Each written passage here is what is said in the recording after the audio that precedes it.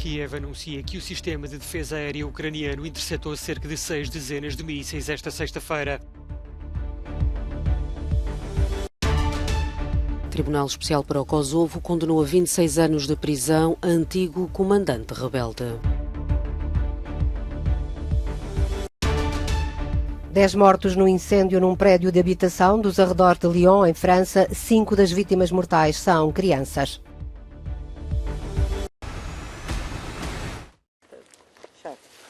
As Forças Armadas da Ucrânia anunciaram que o seu sistema de defesa aérea interceptou cerca de 6 dezenas de mísseis lançados pela Rússia esta sexta-feira. O ataque fez-se sentir em vários pontos do país e teve como principal alvo as infraestruturas de produção de energia. A segunda maior cidade do país, Kharkiv, ficou sem eletricidade nem aquecimento e na região de Dnipro morreram 2 pessoas. O comandante do Esquadrão de Defesa Territorial assegurou ainda que em Kiev uma unidade militar conseguiu abater um míssil apenas com metralhadoras. Do lado dos russos, a agência de notícias TASS revela que os separatistas de Lugansk acusam a Ucrânia de atacar edifícios residenciais na localidade de Lantratkova, provocando 8 mortes e perto de 3 dezenas de feridos.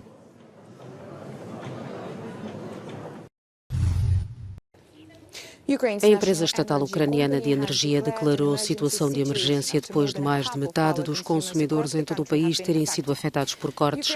As defesas aéreas ucranianas abateram 60 dos 76 mísseis disparados pela Rússia na sexta-feira de manhã, segundo o comandante-chefe das Forças Armadas ucranianas. Os ataques foram reportados em Odessa, Kharkiv, Kryvyi Rih, Zaporizhia e Kiev. Dos 40 mísseis que a Rússia disparou contra a capital ucraniana, 37 foram abatidos pela defesa aérea.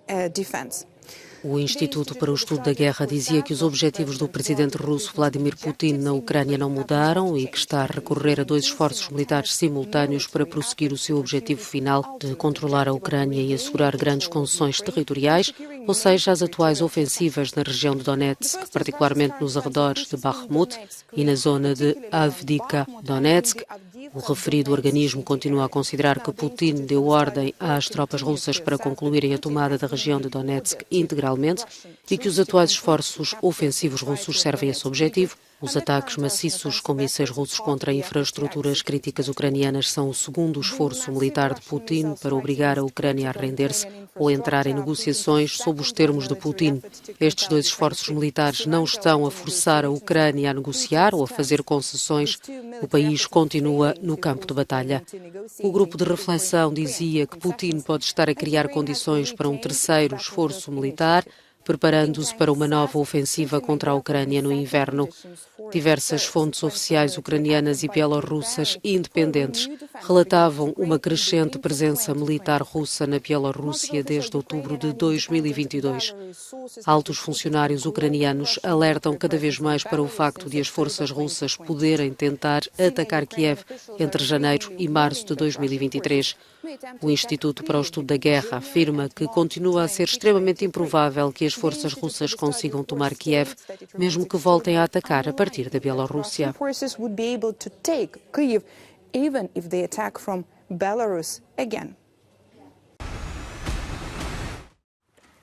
O Tribunal Especial para o Kosovo, em Haia, Países Baixos, condenou a 26 anos de prisão esta sexta-feira Salih Mustafa, no primeiro veredito sobre crimes de guerra desta instância criada em 2015, o antigo comandante rebelde foi considerado culpado de homicídio, tortura e detenção arbitrária de prisioneiros durante a Guerra de Independência.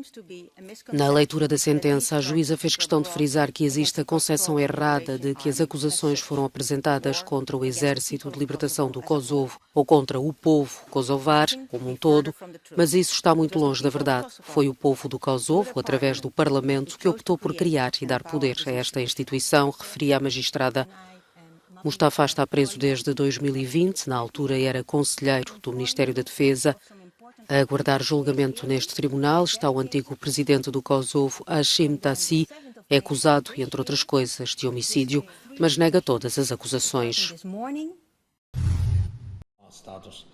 Bruxelas conseguiu pôr fim ao impasse. Depois de um braço de ferro de 26 contra a Polónia, os líderes da União Europeia aprovaram ao final da noite um pacote de 18 mil milhões de euros de apoio à Ucrânia. Na última cimeira do ano, foi ainda acordado um novo pacote de sanções contra a Rússia. As medidas restritivas vão abranger mais de 200 pessoas e entidades ligadas ao Kremlin e tentar vedar o acesso da Rússia aos drones que têm sido usados em bombardeamentos. O líder da presidência rotativa dos Estados-membros felicitou o consenso em relação a Moscovo e a aprovação da assistência macrofinanceira à Ucrânia, da qual Kiev espera uma tranche já em janeiro. Mas a abordagem unificada, congratulada por Petra Fiala, não se estendeu a outras áreas. No combate à crise energética, os 27 permanecem divididos em relação ao teto máximo para o preço do gás. Uma decisão empurrada para o próximo Conselho Extraordinário de Ministros da Energia, que tem até segunda-feira para chegar a um compromisso.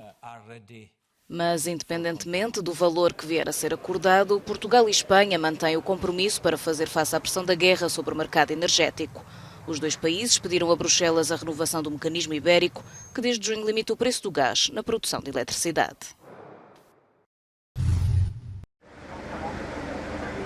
A França acordou em choque com o violento incêndio num prédio de habitação nos arredores de Lyon, no qual morreram 10 pessoas e 14 ficaram feridas, 4 com extrema gravidade. Entre as vítimas mortais há 5 crianças, entre os 13 e os 15 anos. O fogo, que ficou extinto ao princípio da manhã, começou no resto do chão, cerca das 3 horas da madrugada, e espalhou-se rapidamente para os 3 primeiros andares de um edifício de 8 pisos na comuna de Vaux-en-Velin, no nordeste da cidade francesa. Foi preciso um dispositivo de 170 bombeiros, com 65 meios, para combater as chamas. As causas do incêndio não são ainda conhecidas. O ministro francês do Interior, Gérald Darmanin, deslocou-se ao fim da manhã ao local do sinistro. As autoridades locais criaram células de apoio às famílias e às crianças de 2 escolas cujos alunos foram vítimas do incêndio. O imóvel fazia parte de um grupo de 13 prédios para os quais tinha sido aprovado em janeiro deste ano um plano de reabilitação.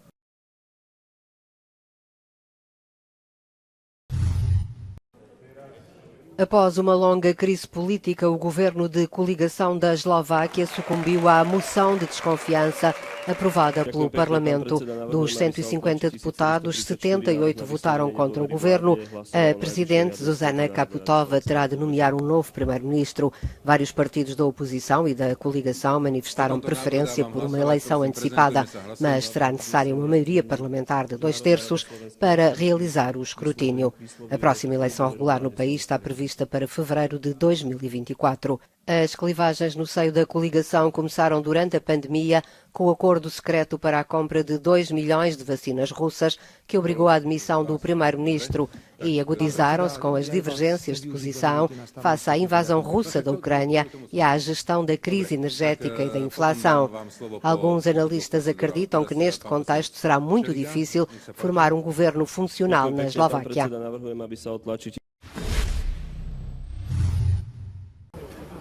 É o fim de uma era no futebol português. Fernando Santos despede-se da seleção após 8 anos coroados com as vitórias no Campeonato da Europa e na Liga das Nações, os únicos títulos no palmarés da equipa das Quinas. Na hora da saída, o antigo selecionador lembra os obreiros do sucesso. Quero agradecer, em primeiro lugar, a todos os jogadores com quem trabalhei desde 2014. Consideram grupos, tem que se tomar algumas decisões difíceis. É normal que nem todos fiquem contentes com as escolhas que fiz. Mas as opções que tomei, todos sabem, foram sempre a pensar no que seria o melhor para a nossa seleção. Fernando Santos passa do banco para a bancada e torna-se mais um adepto da seleção nacional. O próximo jogo de Portugal está marcado para 23 de março, frente ao Liechtenstein. Croácia e Marrocos procuram despedir-se de cabeça erguida do Campeonato do Mundo que termina este fim de semana no Qatar. Depois do balde de água fria que foi a eliminação nas meias finais, as duas equipas irão discutir o terceiro lugar este sábado. Para o atacante croata, Andrej Kramaric, apesar da desilusão que reina entre os futebolistas, este é um jogo para levar a sério. Eles vão lutar pelas vidas, porque com uma medalha no Campeonato do Mundo tornam-se heróis imortais no seu país. É o mesmo que nós vamos fazer. As duas equipas até já mediram forças neste Mundial. Um empate a 0 na primeira jornada da fase de grupos que dificilmente ficou na memória e que estava longe de fazer adivinhar a brilhante campanha de ambas as equipas no Qatar. No histórico dos confrontos, croatas e marroquinos empataram ambos os desafios efetuados. O desempate está marcado para sábado, no aperitivo para o jogo mais importante do futebol mundial, a final de domingo entre Argentina e França.